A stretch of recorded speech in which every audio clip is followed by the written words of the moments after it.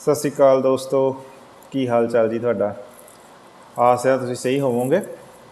आपां पढ़ रहे सीगे सिख इतिहास कनिंघम द्वारा लिखिया गया, तो इहदे विच आपां हुण तक 2 प्रकरण पढ़ चुके हैं। अज आपां शुरू करते हैं प्रकरण तीजा, तो पन्ना नंबर हैगा 50। तो आस करदा कि तुसीं हुण तक DGP शो नूं सबसक्राइब कर लिया होएगा, तो इस दियां वीडियो भी तुसीं शेयर कीतियां होणगियां फेसबुक ते भी। तो आस करदा कि तुसीं अगे तो भी इसी तरह अपना हौसला दिंदे रहोगे मैनूं। तो जे नहीं हुण तक सबसक्राइब कीता तो जरूर इनू सबसक्राइब करो अते बाकियां नूं भी दसो, ताकि बाकी तुहाडे सज्जण मित्र भी सिख इतिहास तो जाणू हो सकन। आपां शुरू करते हैं जी। अज प्रकरण तीजा सिख इतिहास कनिंघम द्वारा लिखिया गया, तो गुरमुख सिंह गुरमुख द्वारा अनुवादित किया गया। प्रकरण तीजा सिख गुरुओं के जीवन अते गुरु गोबिंद सिंह जी समय सिख धर्म की नवीं रूपरेखा।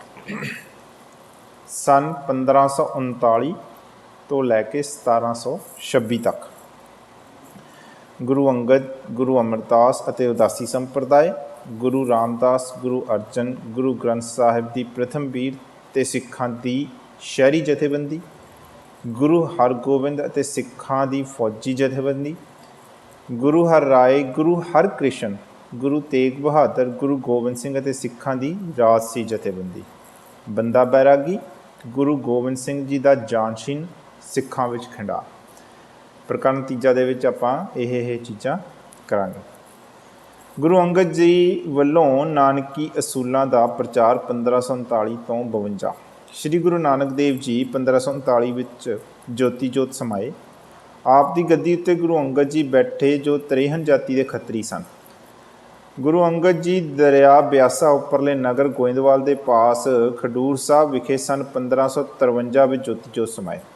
आप दियाँ बहुत घट जीवन घटनावां का पता चलता है। हाँ, आप का यह काम बड़ी महत्ता रखता है कि आपने गुरु नानक जी के साथी भाई बाला संधू जट तो सुन के ते अपने अखी डिठे हाल पहली पातशाही के जीवन समाचार ते बाणी लिखत विच लिआंदी। ये बाणी पिछों श्री गुरु ग्रंथ साहब विच चाढ़ी गई। गुरु अंगद जी ने गुरु नानक जी के असूलों का प्रचार किया। आपने भी गुरगद्दी अपने पुत्रां की बजाय अमरदास जी नूं दिती, जो आप दे अनन्य भगत सन। गुरु अमरदास जी। गुरु अमरदास जी भी भले खत्री सन। आप सरगर्म प्रचारक सन। आपने सिक्खी सेवकी नूं बड़ी तरक्की दी। आख्या जाता है कि शहनशाह अकबर भी आप दे गल बड़े ध्यान नाल सुनदा सी। बाबा श्री चंद के पिछलग्गा नूं अजे तक श्री गुरु नानक जी के पैरों ही समझा जाता है। इसलिए गुरु अंगद ते सिख ते उदासी इक्को पद्धर उत्ते समझे जाते हैं। पर गुरु अमरदास ने ऐलान कर दिता कि संसार का त्याग करने वाले उदासियों नालों संसारी सिख बिल्कुल अडरे हैं। इस तरह तीजे सतगुरु ने सिख धर्म नूं एक अडरी संप्रदाय बन जाण तो बचा लिया। सती की रसम ते गुरु जी। श्री गुरु नानक जी की स्पिरिट नूं कायम रखते हुए आपने ऐलान किया कि सच्ची सती उही है जिहड़ी मोहलियां विच सड़न की बजाय बिरहों विच सड़े। इन्हां दुखियां लई वाहिगुरू अकाल पुरख की भगती ही मुक्ति आदक है। इस तरह आपने सती की प्रचलित रिवाज की निखेधी की। आपने यतन यह किया कि लोगों नूं जबरन मनाउण की थां प्रचार ते सिक्ख्या नाल इस अत्याचार तो रुक जाण लई आख्या जाए। ज्योति जोत समाउणा। गुरु अमरदास जी 22.5 साल तीक गुरुगद्दी उत्ते विराजमान होण मगरों सन 1574 में ज्योति जोत समाए। गुरु जी के गृह विखे साहिबजादा ते एक साहिबजादी सी। कहा जाता है कि अपनी पुत्री नाल अगाध प्रेम होने करके अते उसकी आग्याकारी होने कारण गुरु जी ने दूजे सिखां उत्ते उन्हां दे पति नूं विशेषता दी अते अपनी मेहर की नज़र नाल उस नूं निहाल किया। यह भी कहा जाता है कि बीबी भानी ने गुरु जी पासों ये वर प्राप्त कर लिया सी कि गुरु गद्दी उहदी औलाद विच ही रहे। गुरु रामदास जी। बीबी भानी का पति सोढ़ी खत्री सी। उसने अपने रवैये नाल गुरु जी की चोण नूं हक बजानब साबित कर दिता।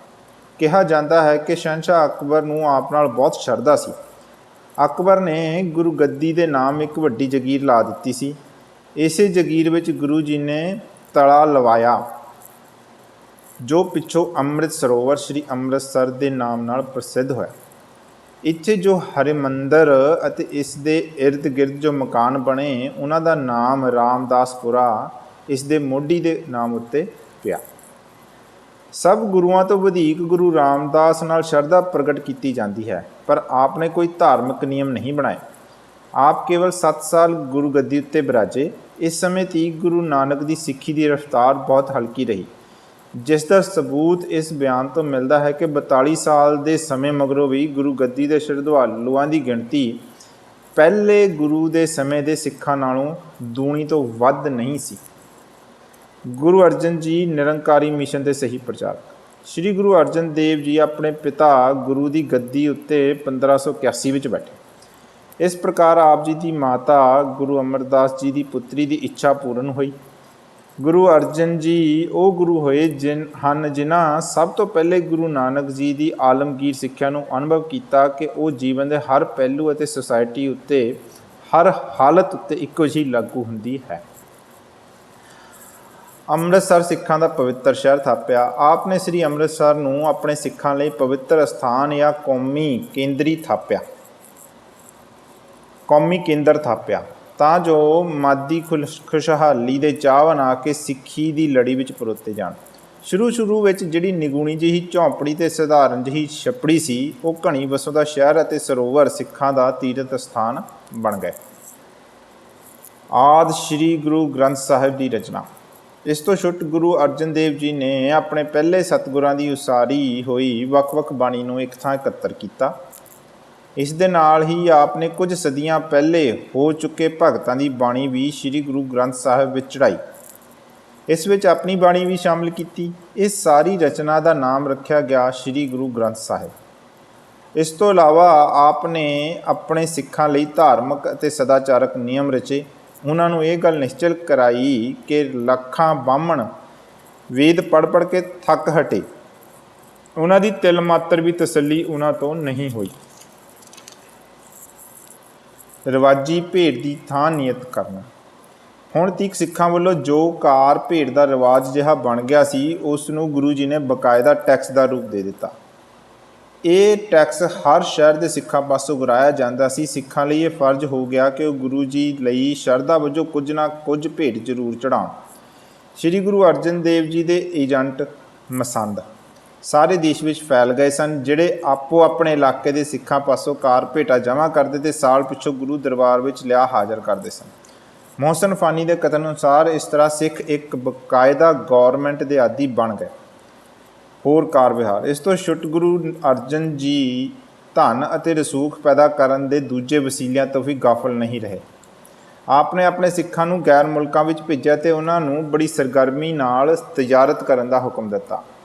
ਐਨ ਸੰਭਵ ਹੈ ਕਿ ਇਸ ਤਰੀਕੇ ਨਾਲ ਆਪ ਵੱਡੇ ਪੈਮਾਨੇ ਉੱਤੇ ਕਾਰੋਬਾਰ ਕਰਦੇ ਹੋਣ। ਖਾਸ ਕਰਕੇ ਤੁਰਕਿਸਤਾਨ ਵਿੱਚੋਂ ਘੋੜੇ ਖਰੀਦਣ ਦੀ ਤਜਾਰਤ ਬਹੁਤ ਜ਼ੋਰਾਂ ਉੱਤੇ ਸੀ। ਸਿੱਖਾਂ ਦੇ 5ਵੇਂ ਗੁਰੂ ਸ੍ਰੀ ਅਰਜਨ ਦੇਵ ਜੀ ਮਹਾਰਾਜ ਭਗਤਾਂ ਵਿੱਚ ਬੜੇ ਪ੍ਰਸਿੱਧ ਹੋ ਗਏ ਸਨ। ਇਤਿਹਾਸਕਾਰਾਂ ਨੇ ਬਹੁਤ ਸਾਰੇ ਉਹਨਾਂ ਸੰਤਾਂ ਅਤੇ ਪੀਰਾਂ ਦੇ ਨਾਮ ਲਿਖੇ ਹਨ, ਜਿਨ੍ਹਾਂ ਨੇ ਆਪ ਪਾਸੋਂ ਸਿੱਖਿਆ ਹਾਸਲ ਕੀਤੀ। ਇਸ ਤੋਂ ਛੁੱਟ ਸਰਕਾਰੀ ਅਫਸਰ ਵੀ ਗੁਰੂ ਜੀ ਦਾ ਬੜਾ ਮਾਣ ਕਰਦੇ ਸਨ। ਚੰਦੂ ਸ਼ਾਹ ਦਾ ਵੈਰ। ਕਿਹਾ ਜਾਂਦਾ ਹੈ ਕਿ ਗੁਰੂ ਜੀ ਨੇ ਸੂਬਾ ਲਾਹੌਰ ਦੇ ਦੀਵਾਨ ਦੀ ਬੇਟੀ ਦਾ ਸਾਕ ਲੈਣ ਤੋਂ ਇਨਕਾਰ ਕਰ ਦਿੱਤਾ ਸੀ। ਸ਼ਾਹਜ਼ਾਦਾ ਖੁਸਰੋ ਦੀ ਬਗਾਵਤ ਵਿੱਚ ਸਹਾਇਤਾ। ਇਹ ਵੀ ਕਿਹਾ ਜਾਂਦਾ ਹੈ ਕਿ ਜਹਾਂਗੀਰ ਦੇ ਬੇਟੇ ਖੁਸਰੋ ਨੇ ਜਦ ਬਗਾਵਤ ਕਰ ਦਿੱਤੀ ਅਤੇ ਆਰਜੀ ਤੌਰ 'ਤੇ ਪੰਜਾਬ ਉੱਤੇ ਕਾਬਜ਼ ਹੋ ਗਿਆ, ਤਦ ਉਸਨੇ ਗੁਰੂ ਜੀ ਪਾਸੋਂ ਸਹਾਇਤਾ ਮੰਗੀ ਸੀ। ਕਿਹਾ ਜਾਂਦਾ ਹੈ ਕਿ ਗੁਰੂ ਜੀ ਨੇ ਉਸ ਦੇ ਹੱਕ ਵਿੱਚ ਦੁਆ ਵੀ ਕੀਤੀ ਸੀ। ਗੁਰੂ ਜੀ ਨੂੰ ਸ਼ਹਿਨशाह ਦੇ ਹਜ਼ੂਰ ਪੇਸ਼ ਕੀਤਾ ਗਿਆ। ਕਿਹਾ ਜਾਂਦਾ ਹੈ ਕਿ ਚੰਦੂ ਸ਼ਾਹ ਦੀ ਸਾਜ਼ਿਸ਼ ਅਤੇ ਭੜਕਾਹਟ ਦੇ ਕਾਰਨ ਗੁਰੂ ਜੀ ਨੇ ਜੁਰਮਾਨਾ ਕੀਤਾ ਗਿਆ, ਕਿਉਂਕਿ ਗੁਰੂ ਜੀ ਨੇ ਉਸ ਦਾ ਸਾਕ ਲੈਣੋਂ ਇਨਕਾਰ ਕੀਤਾ ਸੀ। ਇਸ ਲਈ ਚੰਦੂ ਨੇ ਬਾਦਸ਼ਾਹ ਨੂੰ ਇਹ ਕਹਿ ਕੇ ਭੜਕਾਇਆ ਕਿ ਗੁਰੂ ਬਾਗੀ ਹੈ ਅਤੇ ਬਾਗੀ ਖੁਸਰੋ ਦਾ ਸਹਾਇਕ ਹੈ। ਕੈਦ ਅਤੇ ਸ਼ਹੀਦੀ। ਸ੍ਰੀ ਗੁਰੂ ਅਰਜਨ ਦੇਵ ਜੀ ਨੇ 1606 ਵਿੱਚ ਸ਼ਹੀਦੀ ਪਾਈ। ਕੈਦ ਵਿੱਚ ਸਖਤੀਆਂ ਦੇ ਕਾਰਨ ਆਪ ਕੁਛ ਅਗੇਤਰੇ ਹੀ ਜੋਤੀ ਜੋਤ ਸਮਾਏ। ਸਿੱਖਾਂ ਦਾ ਕਥਨ ਹੈ ਕਿ ਗੁਰੂ ਜੀ ਦਰਿਆ ਰਾਵੀ ਵਿੱਚ ਇਸ਼ਨਾਨ ਕਰਨ ਗਏ, ਉੱਥੇ ਐਸੇ ਗੁੰਮ ਹੋਏ ਕਿ ਬਾਹਰ ਨਾ ਨਿਕਲੇ। ਪਹਿਰੇਦਾਰ ਹੈਰਾਨੀ ਨਾਲ ਬਾਹਰ ਖੜ੍ਹੇ ਉਡੀਕਦੇ ਹੀ ਰਹਿ ਗਏ। ਸਿੱਖੀ ਪ੍ਰਚਾਰ ਗੁਰਦਾਸ ਭੱਲੇ ਦੀਆਂ ਲਿਖਤਾਂ। ਪੰਚਮ ਪਾਤਸ਼ਾਹ ਸ੍ਰੀ ਗੁਰੂ ਅਰਜਨ ਦੇਵ ਜੀ ਦੇ ਸਮੇਂ ਗੁਰੂ ਨਾਨਕ ਸਾਹਿਬ ਦੇ ਸਿਧਾਂਤਾਂ ਨੇ ਆਪ ਦੇ ਸਿੱਖਾਂ ਵਿੱਚ ਪੱਕੀ ਜੜ ਫੜ ਲਈ ਸੀ। ਗੁਰੂ ਜੀ ਦੇ ਅਨੰਨ ਭਾਈ ਗੁਰਦਾਸ ਭੱਲੇ ਨੇ ਗੁਰੂ ਸਾਹਿਬ ਦੇ ਉੱਚੇ ਮਿਸ਼ਨ ਸੰਬੰਧੀ ਬੜੇ ਉੱਚੇ ਅਤੇ ਸੋਹਣੇ ਖਿਆਲਾਂ ਨੂੰ ਲਿਖਤ ਵਿੱਚ ਲਿਆਂਦਾ। ਭਾਈ ਗੁਰਦਾਸ ਨੇ ਉਹਨਾਂ ਨੂੰ ਵਿਆਸ ਤੇ ਹਜ਼ਰਤ ਮੁਹੰਮਦ ਦਾ ਅਵਤਾਰ ਦੱਸਿਆ ਹੈ, ਜਿਨ੍ਹਾਂ ਦੇ ਜਿੰਮੇ ਪਵਿੱਤਰਤਾ ਅਤੇ ਨੇਕੀ ਦੇ ਪ੍ਰਚਾਰ ਦਾ ਫਰਜ਼ ਲਾਇਆ ਗਿਆ ਸੀ। ਆਪ ਨੇ ਲੋਕਾਂ ਦੀ ਪ੍ਰਚਲਿਤ ਬੁਰਾਈਆਂ ਅਤੇ ਪਾਪ ਦਾ ਨਾਸ਼ ਕੀਤਾ ਅਤੇ ਮਤ ਮਤਾਂਤਰਾਂ ਦੇ ਬੜੇ ਬਖੇੜਿਆਂ ਤੋਂ ਸੰਸਾਰ ਦਾ ਸੁਧਾਰ ਕੀਤਾ। ਆਪ ਨੇ ਜਿੱਥੇ ਮੁਸਲਮਾਨਾਂ ਦੇ ਤਵੱਸਬ ਅਤੇ ਸਖਤੀਆਂ ਦੀ ਬੜੇ ਜ਼ੋਰ ਨਾਲ ਵਿਰੋਧਤਾ ਕੀਤੀ, ਉੱਥੇ ਇਸ ਦੇ ਨਾਲ ਹੀ ਆਪ ਨੇ ਹਿੰਦੂਆਂ ਦੇ ਸਵਾਰਥ ਦੀ ਵੀ ਨਿੰਦਿਆ ਕੀਤੀ। ਆਪ ਨੇ ਸਭ ਵਰਨਾਂ ਨੂੰ ਇਹ ਸਾਂਝਾ ਉਪਦੇਸ਼ ਦਿੱਤਾ ਕਿ ਉਹ ਪਾਪ ਤਜ ਕੇ ਸ਼ਾਂਤੀ ਅਤੇ ਅਮਨ ਨਾਲ ਭਾਈਆਂ ਭਾਈਆਂ ਵਾਂਗ ਰਹਿਣ ਅਤੇ ਨੇਕੀ ਦਾ ਜੀਵਨ ਬਤੀਤ ਕਰਦੇ ਹੋਏ ਕੇਵਲ ਇੱਕ ਪਰਮਾਤਮਾ ਦੀ ਪੂਜਾ ਕਰਨ। ਗੁਰੂ ਬਾਬੇ ਦੀ ਉਹਨਾਂ ਉੱਤੇ ਮਿਹਰ ਹੋਵੇਗੀ। ਕਿਹਾ ਜਾਂਦਾ ਹੈ ਕਿ ਗੁਰੂ ਅਰਜਨ ਦੇਵ ਜੀ ਨੇ ਇਸ ਖਰਵੇ ਅਤੇ ਕੱਟੜ ਸਿੱਖ ਦੀ ਬਾਣੀ ਨੂੰ ਗੁਰੂ ਗ੍ਰੰਥ ਸਾਹਿਬ ਵਿੱਚ ਦਰਜ ਕਰਨੋਂ ਇਨਕਾਰ ਕਰ ਦਿੱਤਾ ਸੀ। ਸ਼ਾਇਦ ਇਸ ਲਈ ਕਿ ਗੁਰੂ ਨਾਨਕ ਜੀ ਦੀ ਬਾਣੀ ਵਾਲਾ ਵਰਣਨ ਢੰਗ ਉਸ ਦੀ ਰਚਾਇਤਾ ਵਿੱਚ ਨਹੀਂ ਸੀ। ਉਸ ਨੇ ਸੱਚ ਦਰਸਾਉਣ ਲੱਗਿਆਂ ਕੌੜੇ ਅਤੇ ਕਰੜਲੇ ਲਫ਼ਜ਼ਾਂ ਦੀ ਵਰਤੋਂ ਕੀਤੀ ਸੀ। ਭਾਈ ਗੁਰਦਾਸ ਦੀ ਬਾਣੀ ਨਾ ਕੇਵਲ ਈਸ਼ਵਰ ਭਗਤੀ ਅਤੇ ਸਤੋਤਰ ਹੀ ਹਨ, ਸਗੋਂ ਉਸ ਵਿੱਚ ਅਸਲ ਵਾਕਿਆਤ ਨੂੰ ਸੋਹਣੇ ਢੰਗ ਨਾਲ ਅੰਕਿਤ ਕੀਤਾ ਗਿਆ ਹੈ, ਕਿਉਂਕਿ ਉਸ ਵਿੱਚ ਇਹ ਗੱਲ ਦਰਸਾਈ ਗਈ ਹੈ ਕਿ ਕਿਸ ਤਰ੍ਹਾਂ ਮੁਸਲਮਾਨ ਅਤੇ ਹਿੰਦੂ ਇੱਕ ਸਰਬ ਸਾਂਝੇ ਧਰਮ ਵੱਲ ਝੁਕ ਰਹੇ ਹਨ ਅਤੇ ਇੱਕ ਵਿਅਕਤੀ ਦੇ ਸ਼ੁਭ ਵਿਚਾਰ ਜਨਤਾ ਦਾ ਜਿਉਂਦਾ ਜਾਗਦਾ ਸਿਧਾਂਤ ਬਣ ਰਹੇ ਹਨ। ਇਸ ਲਈ ਉਹਨਾਂ ਵੱਲ ਖਾਸ ਤੌਰ ਉੱਤੇ ਧਿਆਨ ਦੇਣ ਦੀ ਲੋੜ ਹੈ। ਮਨੁੱਖ ਕਮਜ਼ੋਰੀਆਂ ਦਾ ਜਾਣਨਹਾਰ ਅਤੇ ਪ੍ਰਾਣੀ ਮਾਤਰ ਨੂੰ ਪਿਆਰ ਕਰਨ ਵਾਲਾ ਸਿੱਧਾ ਸਾਦਾ ਗੁਰੂ ਨਾਨਕ ਭਾਈ ਗੁਰਦਾਸ ਅਤੇ ਦੂਜੇ ਸਿੱਖਾਂ ਦੀਆਂ ਨਜ਼ਰਾਂ ਵਿੱਚ ਐਸੀ ਇਲਾਹੀ ਜੋਤ ਵਾਲੀ ਨਿਰੰਜਨੀ ਜੋਤ ਦਾ ਰੂਪ ਧਾਰਨ ਕਰ ਲੈਂਦਾ ਹੈ ਜੋ ਇਸ ਸੰਸਾਰ ਦੇ ਉਧਾਰ ਲਈ ਆਈ ਹੋਵੇ। ਆਪ ਦੇ ਸ਼ਾਨਦਾਰ ਮਿਸ਼ਨ ਦੀ ਅਸਲੀਅਤ ਨੂੰ ਪ੍ਰਗਟਾਉਣ ਲਈ ਹਿੰਦੀ ਨਸਲਾਂ ਅਤੇ ਫਿਰਕਿਆਂ ਦੇ ਜਜ਼ਬਿਆਂ ਨੂੰ ਜ਼ਬਰਦਸਤ ਅਪੀਲ ਕੀਤੀ ਗਈ। ਹਰਗੋਬਿੰਦ ਗੁਰਗੱਦੀ ਉੱਤੇ ਸ੍ਰੀ ਗੁਰੂ ਅਰਜਨ ਦੇਵ ਜੀ ਦੇ ਜੋਤੀ ਜੋਤ ਸਮਾਨ ਉੱਤੇ ਪ੍ਰਿਥੀ ਚੰਦ ਨੇ ਬੜੇ ਹੱਥ ਪੈਰ ਮਾਰੇ ਕਿ ਉਸ ਨੂੰ ਗੁਰੂ ਥਾਪਿਆ ਜਾਏ, ਕਿਉਂਕਿ ਗੁਰੂ ਅਰਜਨ ਜੀ ਦਾ ਇਕਲੌਤਾ ਸਪੁੱਤਰ ਅਜੇ ਛੁਟੇਰੀ ਉਮਰ ਦਾ ਸੀ। ਪਰ ਪ੍ਰਿਥੀ ਚੰਦ ਨੇ ਗੁਰੂ ਜੀ ਨਾਲ ਜੋ ਦਗੇਬਾਜ਼ੀਆਂ ਕੀਤੀਆਂ ਸਨ, ਉਸ ਨੂੰ ਮੁੱਖ ਰੱਖ ਕੇ ਆਪ ਦੇ ਭਤੀਜੇ ਨੂੰ ਗੁਰਗੱਦੀ ਮਿਲੀ। ਇਹ ਦੇਖ ਕੇ ਪ੍ਰਿਥੀਏ ਨੇ ਵੀ ਕੁਝ ਸਿੱਖ ਆਪਣੇ ਵੱਲ ਕਰ ਲਏ ਅਤੇ ਇਸ ਤਰ੍ਹਾਂ ਗੁਰੂ ਘਰ ਵਿੱਚ ਫੁੱਟ ਦਾ ਬੀਜ ਬੀਜਿਆ, ਜੋ ਸਮੇਂ ਦੇ ਨਾਲ ਨਾਲ ਵੱਧਦਾ ਚਲਾ ਗਿਆ। ਗੁਰੂ ਪਿਤਾ ਦੇ ਜੋਤੀ ਜੋਤ ਸਮਾਉਣ ਸਮੇਂ ਹਰਗੋਬਿੰਦ ਜੀ ਦੀ ਉਮਰ 11 ਸਾਲ ਦੇ ਲਗਭਗ ਸੀ। ਪਰ ਸਿੱਖਾਂ ਨੇ ਆਪ ਨੂੰ ਚੰਦੂ ਸ਼ਾਹ ਤੋਂ ਵੈਰ ਲੈਣ ਲਈ ਉਭਾਰਿਆ। ਚੰਦੂ ਦੀ ਮੌਤ। ਗੁਰੂ ਜੀ ਨੇ ਕਿਸੇ ਨਾ ਕਿਸੇ ਤਰ੍ਹਾਂ ਸ਼ਹਿਨਸ਼ਾਹ ਨੂੰ ਉਸ ਦੇ ਜ਼ੁਲਮਾਂ ਤੋਂ ਜਾਣੂ ਕਰਕੇ ਉਸ ਦੀ ਮੌਤ ਦਾ ਫਤਵਾ ਹਾਸਲ ਕਰ ਲਿਆ ਅਤੇ ਬਾਦਸ਼ਾਹ ਨੇ ਚੰਦੂ ਨੂੰ ਗੁਰੂ ਜੀ ਦੇ ਹਵਾਲੇ ਕਰ ਦਿੱਤਾ ਤਾਂ ਜੋ ਉਹ ਆਪਣੇ ਬੇਗੁਨਾਹ ਪਿਤਾ ਦੀ ਸ਼ਹੀਦੀ ਦਾ ਜਿਵੇਂ ਚਾਹੇ ਉਸ ਤੋਂ ਬਦਲਾ ਲੈ ਲਵੇ। ਸ਼ਹਿਨਸ਼ਾਹ ਨੇ ਇਸ ਮਾਮਲੇ ਨੂੰ ਅਦਾਲਤ ਵਿੱਚ ਪੇਸ਼ ਕਰਨ ਦੀ ਵੀ ਲੋੜ ਪ੍ਰਤੀਤ ਨਾ ਕੀਤੀ। ਸਿੱਖਾਂ ਨੂੰ ਸ਼ਸਤਰਧਾਰੀ ਬਣਾਉਣਾ। ਚੰਦੂ ਦੀ ਮੌਤ ਸੰਬੰਧੀ ਅਤੇ ਗੁਰੂ ਸਾਹਿਬ ਦੀ ਗੱਦੀ ਨਸ਼ੀਨੀ ਦੇ ਪਹਿਲੇ ਸਾਲਾਂ ਬਾਰੇ ਭਾਵੇਂ ਸੱਚਾਈ ਕੁਛ ਹੋਵੇ, ਇਹ ਗੱਲ ਯਕੀਨੀ ਹੈ ਕਿ ਥੋੜ੍ਹੇ ਜਿਹੇ ਸਮੇਂ ਦੇ ਅੰਦਰ ਗੁਰੂ ਸਾਹਿਬ ਸਿੱਖਾਂ ਦੇ ਜੰਗੀ ਅਤੇ ਆਤਮਿਕ ਲੀਡਰ ਬਣ ਗਏ। ਮੀਰੀ ਪੀਰੀ ਦੇ ਸ਼ਹਿਨਸ਼ਾਹ। ਗੁਰੂ ਨਾਨਕ ਦੇਵ ਜੀ ਨੇ ਲੋਕਾਂ ਨੂੰ ਸੰਸਾਰ ਦੇ ਕਾਰ ਵਿਹਾਰ ਵਿੱਚ ਲੱਗੇ ਰਹਿਣ ਦਾ ਉਪਦੇਸ਼ ਦਿੱਤਾ ਸੀ, ਪਰ ਗੁਰੂ ਅਰਜਨ ਦੇਵ ਜੀ ਨੇ ਉਸ ਹੁਕਮ ਨੂੰ ਅਮਲੀ ਤੌਰ ਉੱਤੇ ਵਰਤੋਂ ਵਿੱਚ ਲਿਆਂਦਾ। ਇਸ ਤਰ੍ਹਾਂ ਇਹ ਰਿਵਾਜ ਵੱਧਦਾ ਹੋਇਆ ਆਮ ਸਿੱਖਾਂ ਵਿੱਚ ਪ੍ਰਚਲਿਤ ਹੋ ਗਿਆ। ਸ੍ਰੀ ਗੁਰੂ ਹਰਗੋਬਿੰਦ ਜੀ ਦੇ ਸੁਭਾਅ ਅਤੇ ਆਲੇ ਦੁਆਲੇ ਦੇ ਹਾਲਾਤ ਨੇ ਇੱਕ ਨਵੀਂ ਚੀਜ਼ ਪੈਦਾ ਕਰਨ ਲਈ ਅਵਸਰ ਪੈਦਾ ਕਰ ਦਿੱਤਾ। ਪਿਤਾ ਦੀ ਸ਼ਹੀਦੀ ਨੇ ਆਪ ਅੰਦਰ ਜੋਸ਼ ਪੈਦਾ ਕਰ ਦਿੱਤਾ। ਆਪ ਨੇ ਆਪਣੇ ਪਿਤਾ ਦੀ ਮਿਸਾਲ ਦੀ ਉਲੰਘਣਾ ਕੀਤੀ। ਸ਼ਾਇਦ ਹਿੰਦੂਆਂ ਦੇ ਇਸ ਵਿਚਾਰ ਨੇ ਵੀ ਕਿ ਸਵੈ ਰੱਖਿਆ ਵੇਲੇ ਹਥਿਆਰ ਚੁੱਕ ਲੈਣੇ ਚਾਹੀਦੇ ਹਨ, ਆਪ ਨੂੰ ਪ੍ਰਭਾਵਿਤ ਕੀਤਾ, ਜਿਹਾ ਕਿ ਮਨੂ ਦੇ ਧਰਮ ਸ਼ਾਸਤਰ ਵਿੱਚ ਆਇਆ ਹੈ। ਗੁਰੂ ਅਰਜਨ ਦੇਵ ਜੀ ਨੇ ਸੁਦਾਗਰੀ ਕਰਨ ਦੇ ਨਾਲ ਨਾਲ ਪਾਲਸੀ ਦੇ ਮਾਮਲਿਆਂ ਵਿੱਚ ਬਤੌਰ ਗੁਰੂ ਦੇ ਆਪਣੀ ਕੌਮ ਆਪਣਾ ਕੰਮ ਸਿਰੇ ਚਾੜਿਆ। ਗੁਰੂ ਹਰਗੋਬਿੰਦ ਜੀ ਨੇ ਪੀਰੀ ਦੇ ਨਾਲ ਮੀਰੀ ਵੀ ਧਾਰਨ ਕੀਤੀ ਤੇ ਆਪਣੀ ਲੱਕ ਨਾਲ ਮੀਰੀ ਤੇ ਪੀਰੀ ਦੀਆਂ 2 ਤਲਵਾਰਾਂ ਬੰਨੀਆਂ। ਆਪ ਨੇ ਕੇਵਲ ਆਪਣੇ ਸਿੱਖਾਂ ਸਮੇਤ ਸ਼ਾਹੀ ਫੌਜਾਂ ਵਿੱਚ ਹੀ ਜਾ ਵੜੇ, ਸਗੋਂ ਆਪ ਦੀ ਜੰਗਜੂ ਕਮਾਨ ਹੇਠ ਸਿੱਖਾਂ ਨੇ ਸ਼ਾਹੀ ਫੌਜਾਂ ਦੀ ਵਿਰੋਧਤਾ ਵੀ ਕੀਤੀ ਅਤੇ ਸੂਬਕ ਗਵਰਨਰਾਂ ਤੇ ਜਾਤੀ ਦੇ ਵੈਰੀਆਂ ਨੂੰ ਵੀ ਈਨ ਮਨਵਾਈ। ਸਿੱਖ ਧਰਮ ਦੀ ਨਵੀਂ ਬਣਤਰ। ਗੁਰੂ ਨਾਨਕ ਸਾਹਿਬ ਨੇ ਮਾਸਖੋਰੀ ਤੋਂ ਸੰਕੋਚ ਰੱਖਿਆ ਸੀ ਅਤੇ ਸ੍ਰੀ ਗੁਰੂ ਅਰਜਨ ਜੀ ਨੇ ਸਿਆਣਪ ਤੋਂ ਕੰਮ ਲੈ ਕੇ ਦੈਵੀ ਗੁਣਾਂ ਵਿੱਚ ਹੋਰ ਵੀ ਵਾਧਾ ਕੀਤਾ, ਪਰ ਉਹਨਾਂ ਦੇ ਉਲਟ ਸੂਰਬੀਰ ਹਰਗੋਬਿੰਦ ਨੇ ਸ਼ਿਕਾਰ ਕਰਨਾ ਅਤੇ ਮਾਂਸ ਦੀ ਵਰਤੋਂ ਕਰਨੀ ਆਰੰਭ ਦਿੱਤੀ। ਆਖਰ ਦੇਖਾ ਦੇਖੀ ਸਿੱਖਾਂ ਵਿੱਚ ਵੀ ਮਾਂਸ ਖਾਣ ਦੀ ਪ੍ਰਥਾ ਚਾਲੂ ਹੋ ਗਈ। ਜੰਗ ਦੇ ਖਤਰਿਆਂ ਵਿੱਚ ਦੌੜ ਭੱਜ ਨੂੰ ਵੇਖ ਕੇ ਜੰਗਜੂ ਸਪਿਰਟ ਦੇ ਮਾਲਕ ਸਤਿਗੁਰੂ ਬਹੁਤ ਖੁਸ਼ ਹੁੰਦੇ। ਆਪ ਜੰਗੀ ਕੈਂਪ ਲਾ ਕੇ ਪ੍ਰਸੰਨ ਹੁੰਦੇ। ਇਹ ਵੀ ਸੰਭਵ ਹੈ ਕਿ ਆਤਮਕ ਆਗੂ ਦੀ ਪਾਲਸੀ ਵਿੱਚ ਫੱਟੜ ਸਪੂਤ ਦੇ ਜਜ਼ਬਾਤ ਵੀ ਸ਼ਾਮਲ ਹੋ ਗਏ ਹੋਣ ਅਤੇ ਆਪ ਨੇ ਆਪਣੇ ਮੰਤਵ ਦੀ ਪ੍ਰਾਪਤੀ ਲਈ ਇਸ ਨੂੰ ਧਾਰਮਿਕ ਫਰਜ਼ ਕਰਾਰ ਦੇ ਦਿੱਤਾ ਹੋਵੇ। ਭਾਵੇਂ ਇਸ ਰਵੱਈਏ ਦਾ ਮੰਤਵ ਇਸ ਤੋਂ ਵੱਧ ਹੋਰ ਕੁਝ ਨਹੀਂ ਸੀ ਕਿ ਅਕਬਰ ਦੇ ਕਮਜ਼ੋਰ ਦਿਲ ਜਾਂ ਨਸ਼ੀਨ ਦੇ ਅਹਿਦ ਵਿੱਚ ਥੋੜ੍ਹੀ ਬਹੁਤ ਆਜ਼ਾਦੀ ਪ੍ਰਾਪਤ ਕਰ ਲਈ ਜਾਏ। ਮਾਲੂਮ ਹੁੰਦਾ ਹੈ ਸ੍ਰੀ ਗੁਰੂ ਹਰਗੋਬਿੰਦ ਜੀ ਨੇ ਜਰਾਇਮ ਪੇਸ਼ਾ ਅਤੇ ਸ਼ਾਹੀ ਭਗੌੜਿਆਂ ਨੂੰ ਆਪਣੇ ਸਿੱਖ ਬਣਾਇਆ, ਕਿਉਂਕਿ ਉਹ ਪਹਿਲੇ ਹੀ ਸ਼ਾਹੀ ਹਾਕਮਾਂ ਦੇ ਵਿਰੋਧੀ ਸਨ। ਇਸ ਲਈ ਇਹ ਸੰਭਵ ਹੈ ਕਿ ਉਹਨਾਂ ਲੋਕਾਂ ਨੇ ਗੁਰੂ ਜੀ ਦੀ ਬੜੀ ਸੇਵਾ ਕੀਤੀ, ਭਾਵੇਂ ਉਹਨਾਂ ਦੀਆਂ ਜ਼ਿੰਦਗੀਆਂ ਵੀ ਸੁਧਰੀਆਂ ਹੋਣ। ਅਸਲ ਗੱਲ ਤਾਂ ਇਹ ਹੈ ਕਿ ਉਹਨਾਂ ਨੂੰ ਇਸ ਗੱਲ ਦਾ ਪੁਖਤਾ ਯਕੀਨ ਸੀ ਕਿ ਵਫਾਦਾਰ ਸਿੱਖ ਨਿਰਸੰਦੇਹ ਸਵਰਗ ਦੇ ਹੱਕਦਾਰ ਹਨ। ਗੁਰੂ ਜੀ ਨੇ ਇੱਕ ਅਸਤਬਲ ਤਿਆਰ ਕਰਵਾਇਆ ਜਿਸ ਵਿੱਚ 800 ਘੋੜੇ ਰੱਖੇ ਗਏ। 300 ਸਵਾਰਾਂ ਦੀ ਫੌਜ ਸਦਾ ਗੁਰੂ ਜੀ ਦੀ ਕਮਾਨ ਵਿੱਚ ਰਹਿੰਦੀ। ਗੁਰੂ ਜੀ ਦੇ ਬਾਡੀਗਾਰਡ ਵਿੱਚ 60 ਬੰਦੂਕਚੀ ਸਨ ਜੋ ਆਪ ਦੀ ਜਾਤ ਦੀ ਰੱਖਿਆ ਕਰਦੇ ਸਨ, ਤਾਂ ਜੋ ਕੋਈ ਆਪ ਦੀ ਜਾਤ ਨੂੰ ਹਾਨੀ ਨਾ ਪਹੁੰਚਾ ਸਕੇ। ਹਿੰਦੂਆਂ ਤੋਂ ਮੁਕੰਮਲ ਅਲੈਹਦਗੀ। ਗੁਰੂ ਜੀ ਨੇ ਆਪਣੇ ਸਿੱਖਾਂ ਵਿੱਚ ਜਿਹੜੀ ਜੰਗਜੂ ਸਪਿਰਟ ਭਰੀ ਉਹ ਐਸੀ ਸੀ ਜਿਸ ਨੇ ਉਹਨਾਂ ਨੂੰ ਹਿੰਦੂ ਜਾਤੀ ਨਾਲੋਂ ਬਹੁਤ ਹੱਦ ਤੀਕ ਨਿਖੇੜ ਦਿੱਤਾ। ਸ੍ਰੀ ਗੁਰੂ ਹਰਗੋਬਿੰਦ ਜੀ ਦੇ ਸਮੇਂ ਮਗਰੋਂ ਸਿੱਖਾਂ ਦੇ ਪੰਡਤਾਂ ਅਤੇ ਸੰਨਿਆਸੀਆਂ ਦੇ ਢਹੇ ਚੜ੍ਹ ਜਾਣ ਦਾ ਉੱਕਾ ਹੀ ਕੋਈ ਖਤਰਾ ਨਾ ਰਹਿ ਗਿਆ। ਸ੍ਰੀ ਗੁਰੂ ਹਰਗੋਬਿੰਦ ਜੀ ਸ਼ਹਿਨਸ਼ਾਹ ਜਹਾਂਗੀਰ ਦੇ ਹਮਾਇਤੀ ਬਣ ਗਏ ਸਨ। ਆਪ ਆਪਣੇ ਜੀਵਨ ਦੇ ਅੰਤ ਤੀਕ ਫੌਜੀ ਯੋਧੇ ਅਤੇ ਜੰਗਜੂ ਜਰਨੈਲ ਰਹੇ। ਆਪ ਸ਼ਾਹੀ ਕੈਂਪ ਦੇ ਨਾਲ ਕਸ਼ਮੀਰ ਵੀ ਗਏ। ਸ਼ਹਿਨਸ਼ਾਹ ਦੀ ਨਾਰਾਜ਼ਗੀ। ਕਿਹਾ ਜਾਂਦਾ ਹੈ ਕਿ ਮੁਗਲਾਂ ਦੇ ਮਜ਼ਹਬੀ ਪੀਰਾਂ ਨਾਲ ਵੀ ਆਪ ਦੀ ਚਰਚਾ ਹੋਈ। ਇਹ ਵੀ ਕਿਹਾ ਜਾਂਦਾ ਹੈ ਕਿ ਕੇਰਾਂ ਆਪ ਦੇ ਫੌਜੀਆਂ ਦੀ ਤਨਖਾਹ ਰੋਕ ਲਏ ਜਾਣ ਕਰਕੇ ਸ਼ਹਿਨਸ਼ਾਹ ਨਾਲ ਝਗੜਾ ਵੀ ਹੋ ਪਿਆ। ਆਪ ਦੇ ਪੈਰੋਕਾਰ ਬੇਅੰਤ ਹੋ ਗਏ ਸਨ। ਆਪ ਨੂੰ ਸ਼ਿਕਾਰ ਦਾ ਬੜਾ ਚਾਅ ਸੀ। ਗੁਰੂ ਹੋਣ ਦੇ ਨਾਤੇ ਆਪ ਬੜੇ ਹੀ ਨਿਡਰ ਤੇ ਆਜ਼ਾਦ ਖਿਆਲ ਸਨ। ਇਸ ਲਈ ਸਰਕਾਰੀ ਕਾਨੂੰਨਾਂ ਤੇ ਪਾਬੰਦੀਆਂ ਦੀ ਘੱਟ ਵੱਧ ਹੀ ਪ੍ਰਵਾਹ ਕਰਦੇ ਸਨ, ਜਿਸ ਕਰਕੇ ਬਾਦਸ਼ਾਹ ਆਪਣਾ ਨਾਰਾਜ਼ ਹੋ ਗਿਆ। ਗਵਾਲੀਅਰ ਦੇ ਕਿਲੇ ਵਿੱਚ ਨਜ਼ਰਬੰਦੀ। ਇਸ ਲਈ ਬਹਾਨਾ ਪੇਸ਼ ਕਰਕੇ ਸ੍ਰੀ ਗੁਰੂ ਅਰਜਨ ਦੇਵ ਜੀ ਉੱਤੇ ਜੋ ਜੁਰਮਾਨਾ ਕੀਤਾ ਗਿਆ ਸੀ ਉਹ ਤਾਰਿਆ ਨਹੀਂ ਗਿਆ। ਆਪ ਨੂੰ ਗਵਾਲੀਅਰ ਦੇ ਕਿਲੇ ਵਿੱਚ ਕੈਦ ਕਰ ਦਿੱਤਾ ਗਿਆ। ਵਫਾਦਾਰ ਸਿੱਖਾਂ ਦੀ ਸ਼ਰਧਾ ਆਪਣੇ ਗੁਰੂ ਨਾਲ ਬਾਦਸਤੂਰ ਕਾਇਮ ਰਹੀ। ਇਹ ਢਾਣੀਆਂ ਬੰਨ ਗਵਾਲੀਅਰ ਪਹੁੰਚਦੇ ਅਤੇ ਉਸ ਕਿਲੇ ਦੀਆਂ ਦੀਵਾਰਾਂ ਨੂੰ ਹੀ ਮੱਥਾ ਟੇਕਣ ਲੱਗ ਪੈਂਦੇ ਜਿਸ ਵਿੱਚ ਗੁਰੂ ਜੀ ਨਜ਼ਰਬੰਦ।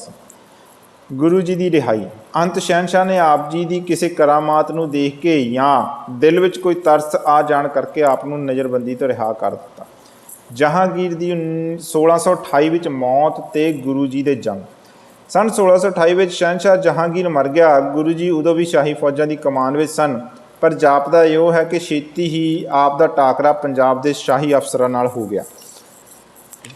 ਗੁਰੂ ਜੀ ਦਾ ਇੱਕ ਸਿੱਖ ਤੁਰਕਸਤਾਨ ਵਿੱਚੋਂ ਕੀਮਤੀ ਘੋੜੇ ਲਿਆਇਆ, ਪਰ ਉਹ ਘੋੜੇ ਲਾਹੌਰ ਦੇ ਹਾਕਮ ਨੇ ਸ਼ਹਿਨਸ਼ਾਹ ਲਈ ਉਸ ਪਾਸੋਂ ਖੋਹ ਲਏ। ਇਹਨਾਂ ਘੋੜਿਆਂ ਵਿੱਚੋਂ ਇੱਕ ਘੋੜਾ ਲਾਹੌਰ ਦੇ ਕਾਜ਼ੀ ਨੂੰ ਇਨਾਮ ਵਜੋਂ ਦਿੱਤਾ ਗਿਆ। ਗੁਰੂ ਜੀ ਨੇ ਇਸ ਘੋੜੇ ਨੂੰ ਖਰੀਦਣ ਦੇ ਬਹਾਨੇ ਹਾਸਲ ਕਰ ਲਿਆ। ਇਸ 'ਤੇ ਕਾਜ਼ੀ ਗੁੱਸੇ ਵਿੱਚ ਸੜ ਬਲ ਗਿਆ। ਸਿੱਖਾਂ ਦੇ ਕਥਨ ਅਨੁਸਾਰ ਗੁੱਸੇ ਵਿੱਚ ਹੋਰ ਵਾਧਾ ਉਦੋਂ ਹੋ ਗਿਆ ਜਦ ਕਾਜ਼ੀ ਦੀ ਲੜਕੀ ਨੂੰ ਉਧਾਲ ਲਿਆ ਗਿਆ। ਮੁਸਲਮਾਨ ਉਸ ਲੜਕੀ ਨੂੰ ਕਾਜ਼ੀ ਦੀ ਰਖੇਲ ਦੱਸਦੇ ਹਨ। ਉਹ ਗੁਰੂ ਜੀ ਦੀ ਪਿਆਰੀ ਬਣ ਗਈ। ਹੋਰ ਵੀ ਕਈ ਗੱਲਾਂ ਐਸੀਆਂ ਹੋ ਗਈਆਂ ਜਿਨ੍ਹਾਂ ਕਰਕੇ ਇਹ ਸਲਾਹ ਕੀਤੀ ਗਈ ਕਿ ਗੁਰੂ ਜੀ ਨੂੰ ਗ੍ਰਿਫਤਾਰ ਕਰ ਲਿਆ ਜਾਏ ਅਤੇ ਆਪ ਦੇ ਸਿੱਖਾਂ ਦੀ ਜਥੇਬੰਦੀ ਨੂੰ ਖਤਮ ਕਰ ਦਿੱਤਾ ਜਾਏ। ਮੁਖਲਿਸ ਖਾਂ ਨੇ ਗੁਰੂ ਜੀ ਵਿਰੁੱਧ ਚੜ੍ਹਾਈ ਕੀਤੀ, ਪਰ ਉਸ ਨੂੰ ਅੰਮ੍ਰਿਤਸਰ ਦੇ ਪਾਸ ਹੀ ਸਿੱਖਾਂ ਉੱਥੋਂ ਬੁਰੀ ਤਰ੍ਹਾਂ ਹਾਰ ਖਾਣੀ ਪਈ। ਕਿਹਾ ਜਾਂਦਾ ਹੈ ਕਿ ਗੁਰੂ ਜੀ ਦੇ 5000 ਜਵਾਨਾਂ ਨੇ ਸ਼ਾਹੀ ਫੌਜ ਦੇ 7000 ਯੋਧਿਆਂ ਨੂੰ ਮਾਰ ਕੇ ਭਜਾ ਦਿੱਤਾ। ਕੁਝ ਚਿਰ ਮਗਰੋਂ ਇੱਕ ਸਿੱਖ ਜੋ ਡਾਕੂ ਤੋਂ ਸਿੱਖ ਬਣਿਆ ਸੀ, ਲਾਹੌਰ ਵਿੱਚੋਂ ਸ਼ਹਿਨਸ਼ਾਹ ਦੇ 2 ਸਭ ਤੋਂ ਵਧੀਆ ਘੋੜੇ ਚੁਰਾ ਲਏ। ਸੂਬਕ ਫੌਜਾਂ ਨੇ ਗੁਰੂ ਜੀ ਉੱਤੇ ਮੁੜ ਨਵੇਂ ਸਿਰੇ ਹੱਲਾ ਬੋਲਿਆ, ਪਰ ਉਹਨਾਂ ਨੂੰ ਫੇਰ ਮੂੰਹ ਦੀ ਖਾਣੀ ਪਈ। ਨਾ ਕੇਵਲ ਸ਼ਾਹੀ ਦਸਤਿਆਂ ਨੂੰ ਹਾਰ ਹੋਈ, ਸਗੋਂ ਉਹਨਾਂ ਦਾ ਕਮਾਂਡਰ ਵੀ ਕਤਲ ਹੋ ਗਿਆ। ਗੁਰੂ ਜੀ ਹਰਿਆਣਾ ਵੱਲ ਚਲੇ ਗਏ। ਗੁਰੂ ਜੀ ਨੇ ਇਹੋ ਮੁਨਾਸਬ ਸਮਝਿਆ ਕਿ ਕੁਝ ਸਮੇਂ ਲਈ ਸਤਲੁਜ ਦੇ ਦੱਖਣ ਵਿੱਚ ਬਠਿੰਡੇ ਦੇ ਬਿਰਾਨੇ ਚਲੇ ਜਾਣ, ਜਿੱਥੇ ਕਿ ਸ਼ਾਹੀ ਫੌਜਾਂ ਨੂੰ ਆਪਣੇ ਵਿਰੁੱਧ ਚੜ੍ਹਾਈ ਕਰਨ ਦਾ ਹੌਸਲਾ ਨਾ ਪਿਆ। ਕੁਝ ਚਿਰ ਉੱਥੇ ਰਹਿਣ ਮਗਰੋਂ ਗੁਰੂ ਜੀ ਛੇਤੀ ਪੰਜਾਬ ਵੱਲ ਮੁੜਿਆ। ਇੱਥੇ ਆਉਂਦੇ ਸਾਰ ਮੁੜ ਜੰਗੋ ਜਦਲ ਛਿੜ ਪਿਆ। ਪੈਂਦੇ ਖਾਂ ਨਾਮੀ ਸੂਰਮੇ ਦੀ ਮਾਂ ਸ਼੍ਰੀ ਗੁਰੂ ਹਰਗੋਬਿੰਦ ਜੀ ਦੀ ਦਾਈ ਰਹਿ ਚੁੱਕੀ ਸੀ। ਪੈਂਦੇ ਖਾਂ ਨੂੰ ਸ਼ਾਹੀ ਫੌਜਾਂ ਵਿੱਚ ਇੱਕ ਉੱਚਾ ਅਹੁਦਾ ਮਿਲ ਗਿਆ ਸੀ। ਗੁਰੂ ਜੀ ਪੈਂਦੇ ਖਾਂ ਨਾਲ ਭਾਈਆਂ ਵਾਂਗ ਸਲੂਕ ਕਰਦੇ ਸਨ ਅਤੇ ਉਸ ਉੱਤੇ ਬੜੇ ਮਿਹਰਬਾਨ ਸਨ। ਇੱਕ ਵਾਰ ਗੁਰੂ ਜੀ ਦੇ ਵੱਡੇ ਸਾਹਿਬਜ਼ਾਦੇ ਦਾ ਵਡਮੁੱਲਾ ਬਾਜ ਉੱਡ ਕੇ ਪੈਂਦੇ ਖਾਂ ਦੇ ਮਕਾਨ ਉੱਤੇ ਜਾ ਬੈਠਾ ਅਤੇ ਪੈਂਦੇ ਖਾਂ ਨੇ ਉਸ ਨੂੰ ਫੜ ਲਿਆ। ਕਿਸੇ ਦੇ ਵਰਗਲਾਉਣ ਉੱਤੇ ਉਸਨੇ ਬਾਜ ਵਾਪਸ ਮੋੜਨ ਤੋਂ ਇਨਕਾਰ ਕਰ ਦਿੱਤਾ। ਉਸ ਉੱਤੇ ਜਾਨਵਰ ਦੀ ਚੋਰੀ ਦਾ ਦੋਸ਼ ਲੱਗਾ। ਪੈਂਦੇ ਖਾਂ ਨੇ ਕ੍ਰੋਧ ਵਿੱਚ ਆ ਕੇ ਕੁਬਚਨ ਬੋਲੇ ਅਤੇ ਉਦੋਂ ਤੋਂ ਉਹ ਗੁਰੂ ਜੀ ਨਾਲ ਖੁੰਨਸ ਖਾਣ ਲੱਗ ਪਿਆ।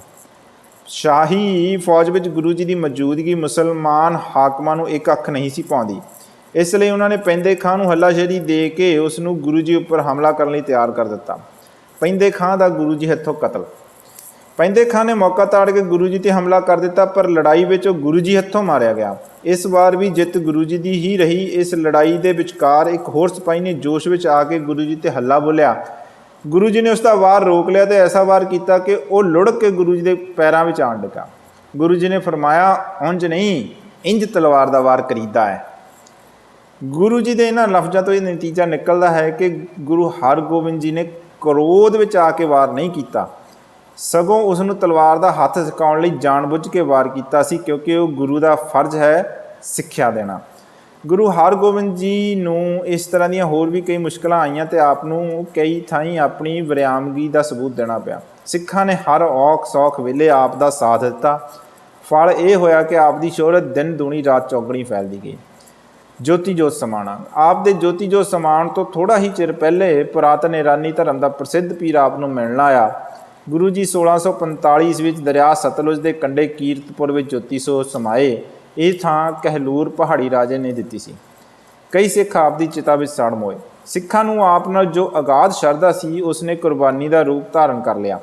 ਜਿਸ ਵੇਲੇ ਆਪ ਦੀ ਚਿਤਾ ਲੱਟ-ਲੱਟ ਬਲ ਰਹੀ ਸੀ, ਇੱਕ ਰਾਜਪੂਤ ਤੋਂ ਬਣੇ ਸਿੱਖ ਨੇ ਚਿਤਾ ਵਿੱਚ ਛਾਲ ਮਾਰ ਦਿੱਤੀ ਅਤੇ ਵਿੱਚੇ ਸੜ ਮੋਇਆ। ਇੱਕ ਜੱਟ ਸਿੱਖ ਨੇ ਉਸ ਰਾਜਪੂਤ ਦੀ ਪੈਰਵੀ ਕੀਤੀ। ਇਹ ਹਾਲਾਤ ਵੇਖ ਕੇ ਆਪ ਦੇ ਜਾਨਸ਼ੀਨ ਗੁਰੂ ਹਰ ਰਾਏ ਨੇ ਹੁਕਮ ਦਿੱਤਾ ਕਿ ਅੱਗੇ ਤੋਂ ਕੋਈ ਇਹੋ ਜਿਹਾ ਕਾਰਾ ਨਾ ਕਰੇ। ਰਾਜ ਅੰਦਰ ਸਿੱਖਾਂ ਨੇ ਵੱਖਰਾ ਹੀ ਰਾਜ ਬਣਾ ਲਿਆ। ਗੁਰੂ ਹਰਗੋਬਿੰਦ ਜੀ ਦੇ ਸਮੇਂ ਸਿੱਖਾਂ ਦੀ ਗਿਣਤੀ ਵਿੱਚ ਬਹੁਤ ਵਾਧਾ ਹੋਇਆ। ਸ਼੍ਰੀ ਗੁਰੂ ਅਰਜਨ ਦੇਵ ਜੀ ਵੱਲੋਂ ਕਾਰ ਭੇਟ ਆਪ ਦੇ ਸਾਹਿਬਜ਼ਾਦੇ ਦੀਆਂ ਚੰਗੀਆਂ ਕਾਰਵਾਈਆਂ ਦੇ ਕਾਰਨ ਸਿੱਖਾਂ ਨੇ ਸਲਤਨਤ ਵਿੱਚ ਆਪਣਾ ਇੱਕ ਅਲੱਗ ਹੀ ਰਾਜ ਕਾਇਮ ਕਰ ਲਿਆ ਸੀ। ਗੁਰੂ ਜੀ ਵੀ ਆਪਣੇ ਅਸਰ ਰਸੂਖ ਤੋਂ ਅਣਜਾਣ ਨਹੀਂ ਸਨ। ਇਹੋ ਕਾਰਨ ਹੈ ਕਿ ਆਪ ਨੇ ਕਈ ਵਾਰ ਆਪਣੇ ਮੁਸਲਮਾਨ ਮਿੱਤਰ ਦੇ ਫੋਕੇ ਘਮੰਡ ਨੂੰ ਤੋੜ ਦਿਖਾਇਆ। ਉਹ ਲਿਖਦਾ ਹੈ ਕਿ ਉੱਤਰੀ ਹਿੰਦ ਦੇ ਇੱਕ ਰਾਜੇ ਨੇ ਆਪਣੇ ਪ੍ਰਤੀਨਿਧ ਭੇਜ ਕੇ ਦਿੱਲੀ ਦੇ ਬਾਦਸ਼ਾਹ ਦੇ ਪਿਓ ਦੇ ਨਾਮ ਦਾ ਪਤਾ ਭੇਜਿਆ। ਮੈਨੂੰ ਹੈਰਾਨੀ ਹੋਈ ਕਿ ਇਸ ਨੇ ਇਸਲਾਮ ਦੇ ਰਾਖੇ ਜਹਾਂਗੀਰ ਦਾ ਨਾਮ ਹੀ ਅਜੇ ਤੱਕ ਨਹੀਂ ਸੁਣਿਆ। ਸ਼੍ਰੀ ਗੁਰੂ ਹਰਗੋਬਿੰਦ ਜੀ ਨੇ ਆਪਣੇ ਰੁਝੇਵੇਂ ਭਰੀ ਜ਼ਿੰਦਗੀ ਦੇ ਬਾਵਜੂਦ ਆਪਣੇ ਅਸਲ ਕਰੈਕਟਰ ਨੂੰ ਕਦੇ ਓਹਲੇ ਨਹੀਂ ਕੀਤਾ। ਆਪ ਸਦਾ ਹੀ ਆਪਣੇ ਆਪ ਨੂੰ ਨਾਨਕ ਨਾਮ ਨਾਲ ਸੰਬੋਧਨ ਕਰਦੇ ਰਹੇ, ਕਿਉਂਕਿ ਸਿੱਖਾਂ ਦਾ ਇਹ ਯਕੀਨ ਹੈ ਕਿ ਦਸੇ ਸੱਤ ਗੁਰੂ ਇੱਕੋ ਜੋਤ ਹਨ। ਜਿੱਥੋਂ ਤੀਕ ਗੁਰੂ ਹਰਗੋਬਿੰਦ ਜੀ ਦੇ ਵਿਚਾਰਾਂ ਅਤੇ ਫਿਲਾਸਫੀ ਦਾ ਸੰਬੰਧ ਹੈ, ਆਪ ਨੇ ਉਸ ਜ਼ਮਾਨੇ ਦੇ ਪ੍ਰਚਲਿਤ ਖਿਆਲਾਂ ਨੂੰ ਅਪਣਾ ਲਿਆ ਸੀ। ਆਪ ਨੇ ਦੱਸਿਆ ਹੈ ਕਿ ਈਸ਼ਵਰ ਇੱਕ ਹੈ ਅਤੇ ਦੁਨੀਆ ਸਭ ਪਸਾਰਾ ਹੈ। ਇਹ ਨਿਰੀ ਛਾਇਆ ਹੈ, ਅਸਲੀਅਤ ਨਹੀਂ। ਇਹ ਸਾਰਾ ਸੰਸਾਰ ਇੱਕ ਈਸ਼ਵਰ ਦਾ ਪਸਾਰਾ ਹੈ। ਇੱਕ ਵਾਰ ਇੱਕ ਬ੍ਰਾਹਮਣ ਨੇ ਗੁਰੂ ਜੀ ਨੂੰ ਟਕੋਰ ਕੀਤੀ ਕਿ ਜੇ ਰੱਬ ਅਤੇ ਸੰਸਾਰ ਇੱਕੋ ਚੀਜ਼ ਹੈ ਤਾਂ ਗੁਰੂ ਅਤੇ ਖੁੱਤੇ ਵਿੱਚ ਕੀ ਫਰਕ ਰਿਹਾ। ਇਹ ਸੁਣ ਕੇ ਗੁਰੂ ਜੀ ਮੁਸਕਰਾ ਪਏ।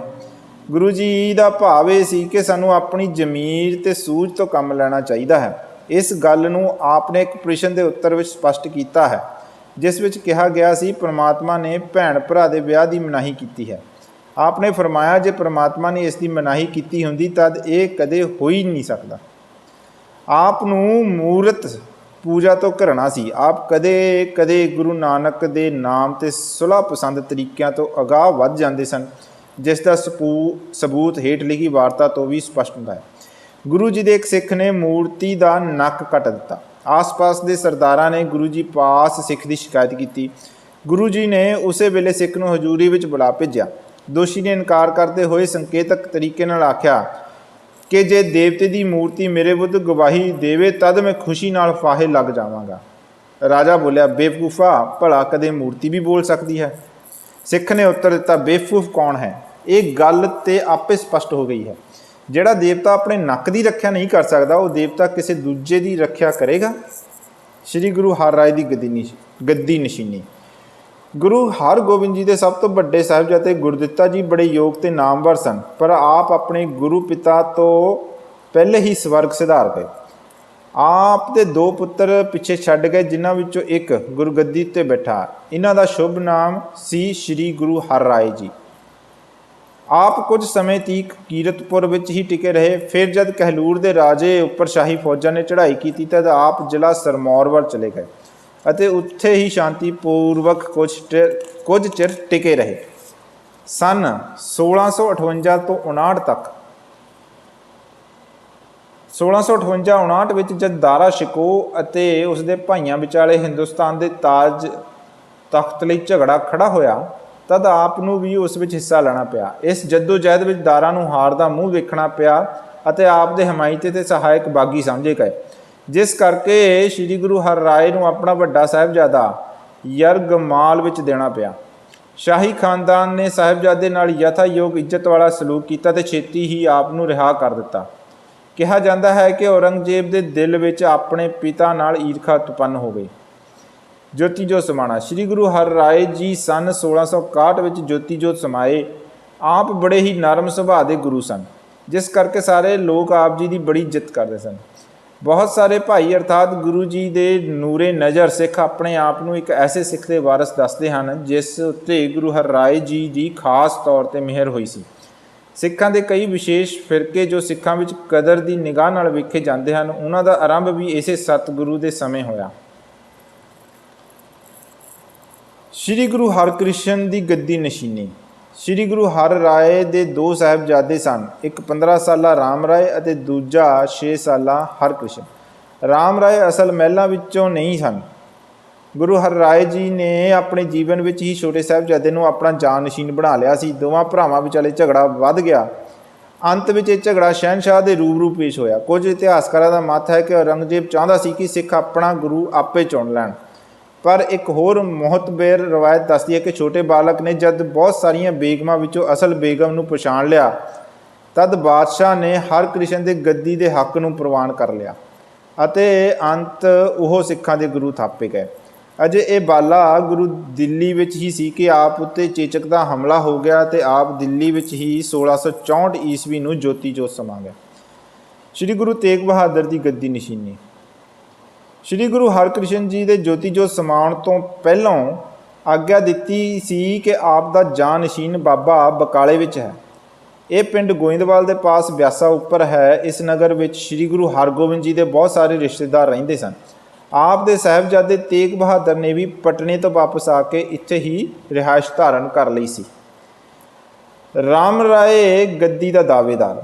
ਰਾਮ ਰਾਏ ਗੱਦੀ ਦਾ ਦਾਅਵੇਦਾਰ ਬਣਿਆ, ਪਰ ਉਸਦੇ ਹਮਾਇਤੀ ਕਦੇ ਵੀ ਬਹੁ ਗਿਣਤੀ ਵਿੱਚ ਨਾ ਹੋਏ। ਆਮ ਤੌਰ ਉੱਤੇ ਸਿੱਖ ਗੁਰੂ ਤੇਗ ਬਹਾਦਰ ਜੀ ਨੂੰ ਹੀ ਗੁਰੂ ਸਮਝਦੇ ਸਨ। ਗੁਰੂ ਹਰਗੋਬਿੰਦ ਜੀ ਦੇ ਸਾਹਿਬਜ਼ਾਦੇ ਨੂੰ ਗੱਦੀ ਮਿਲਣ ਦੀ ਤੇ ਖੁਸ਼ੀ ਹੋਈ, ਪਰ ਆਪ ਨੇ ਆਖਿਆ ਕਿ ਆਪ ਆਪਣੇ ਪਿਤਾ ਦੀ ਮੀਰੀ ਦੀ ਤਲਵਾਰ ਪ੍ਰਵਾਨ ਨਹੀਂ ਕਰਨਗੇ। ਕੁਝ ਚਿਰ ਮਗਰੋਂ ਆਪ ਦੀ ਬਜ਼ੁਰਗੀ ਅਤੇ ਆਪ ਦੀ ਜ਼ਿੰਦਗੀ ਰਾਮ ਰਾਏ ਦੀਆਂ ਸ਼ਰਾਰਤਾਂ ਹੱਥੋਂ ਖਤਰੇ ਵਿੱਚ ਪੈ ਗਈ। ਇਸ ਦਾ ਕਾਰਨ ਸ਼ਾਇਦ ਆਪ ਦੀਆਂ ਸ਼ੱਕੀ ਕਾਰਵਾਈਆਂ ਸਨ। ਗੁਰੂ ਤੇਗ ਬਹਾਦਰ ਜੀ ਨੂੰ ਬਾਦਸ਼ਾਹ ਨੇ ਦਿੱਲੀ ਬੁਲਾ ਭੇਜਿਆ, ਪਰ ਮਹਾਰਾਜਾ ਜੈਪੁਰ ਨੇ ਆਪ ਦੀ ਹਮਾਇਤ ਕੀਤੀ ਅਤੇ ਬਾਦਸ਼ਾਹ ਨੂੰ ਆਖਿਆ ਇਹੋ ਜਿਹੀਆਂ ਪਵਿੱਤਰ ਹਸਤੀਆਂ ਤਾਜ ਤਖਤ ਦੀਆਂ ਲਾਲਚੀ ਨਹੀਂ ਹੁੰਦੀਆਂ। ਆਪ ਨੇ ਬਾਦਸ਼ਾਹ ਨੂੰ ਭਰੋਸਾ ਦਿਵਾਇਆ ਕਿ ਮੈਂ ਛੇਤੀ ਹੀ ਬੰਗਾਲ ਵੱਲ ਮਾਰਚ ਕਰਨ ਵਾਲਾ ਹਾਂ। ਮੈਂ ਆਪਣੇ ਨਾਲ ਹੀ ਉਹਨਾਂ ਨੂੰ ਤੀਰਥਾਂ ਉੱਪਰ ਲੈ ਜਾਵਾਂਗਾ। ਪੂਰਬ ਵੱਲ ਰਵਾਨਗੀ। ਸ੍ਰੀ ਗੁਰੂ ਤੇਗ ਬਹਾਦਰ ਜੀ ਰਾਜੇ ਦੇ ਨਾਲ ਪੂਰਬ ਵੱਲ ਚਲੇ ਗਏ ਅਤੇ ਉੱਥੋਂ ਕੁਝ ਚਿਰ ਲਈ ਪਟਨੇ ਠਹਿਰੇ। ਇਤਿਹਾਸਕਾਰਾਂ ਦਾ ਕਥਨ ਹੈ ਕਿ ਪਟਨੇ ਤੋਂ ਆਪ ਰਾਜੇ ਦੀਆਂ ਫੌਜਾਂ ਨਾਲ ਜਾ ਸ਼ਾਮਲ ਹੋਏ ਅਤੇ ਇਸ ਤਰ੍ਹਾਂ ਅਸਾਮ ਦੇ ਰਾਜੇ ਵਿਰੁੱਧ ਜੋ ਮੁਹਿੰਮ ਸ਼ੁਰੂ ਹੋਈ ਸੀ ਉਹ ਕਾਮਯਾਬ ਹੋ ਗਈ। ਗੁਰੂ ਜੀ ਨੇ ਦਰਿਆ ਬ੍ਰਹਮਪੁੱਤਰ ਦੇ ਕਿਨਾਰੇ ਜਾ ਡੇਰੇ ਲਾਏ ਅਤੇ ਉਸ ਨੂੰ ਆਪਣਾ ਸਿੱਖ ਵੀ ਬਣਾਇਆ। ਪੰਜਾਬ ਵਿੱਚ ਵਾਪਸੀ। ਕੁਝ ਚਿਰ ਉੱਥੋਂ ਰਹਿਣ ਮਗਰੋਂ ਸ੍ਰੀ ਗੁਰੂ ਤੇਗ ਬਹਾਦਰ ਜੀ ਪੰਜਾਬ ਵਿੱਚ ਵਾਪਸ ਆ ਗਏ। ਦਰਿਆ ਸਤਲੁਜ ਦੇ ਕਿਨਾਰੇ ਮਾਖੋਵਾਲ ਵਿੱਚ ਬਹੁਤ ਸਾਰੀ ਜ਼ਮੀਨ ਖਰੀਦ ਲਈ। ਇਹ ਜ਼ਮੀਨ ਕੀਰਤਪੁਰ ਦੇ ਆਸ-ਪਾਸ ਹੀ ਸੀ ਅਤੇ ਇੱਥੇ ਆਪ ਦੇ ਪਿਤਾ ਆ ਕੇ ਰਿਹਾ ਕਰਦੇ ਸਨ। ਰਾਮ ਰਾਏ ਦੀ ਦੁਸ਼ਮਣੀ ਤੇ ਅਸਰ ਰਸੂਖ ਨੇ ਆਪ ਨੂੰ ਇੱਥੇ ਵੀ ਚੈਨ ਨਾ ਲੈਣ ਦਿੱਤਾ। ਬਗਾਵਤ ਅਤੇ ਦਿੱਲੀ ਵਿੱਚ ਬੁਲਾਵਾ। ਦੋਸਤੋ ਆਪਾਂ ਪਹੁੰਚ ਗਏ ਹਾਂ ਪੰਨਾ ਨੰਬਰ 67 ਤੇ। ਸਿੱਖ ਇਤਿਹਾਸ ਪੰਨਾ ਨੰਬਰ 67 ਤੇ ਅਗਲੀ ਵੀਡੀਓ ਇੱਥੋਂ ਹੀ ਸ਼ੁਰੂ ਕਰਾਂਗੇ। ਤਦ ਤੱਕ ਤੁਸੀਂ ਦੇਖਦੇ ਰਹੋ ਦਾ DGP ਸ਼ੋ ਤੇ ਇਹਨੂੰ ਸਬਸਕ੍ਰਾਈਬ ਵੀ ਕਰੋ ਤੇ ਇਸ ਵੀਡੀਓ ਨੂੰ ਸ਼ੇਅਰ ਵੀ ਕਰੋ ਤਾਂ ਕਿ ਬਾਕੀ ਲੋਕਾਂ ਨੂੰ ਵੀ ਇਸ ਸਿੱਖ ਇਤਿਹਾਸ ਤੋਂ ਪਤਾ ਲੱਗ ਸਕੇ। ਫਿਰ ਮਿਲਦੇ ਹਾਂ, ਤਦ ਤੱਕ ਲਈ ਰੱਬ ਰਾਖਾ।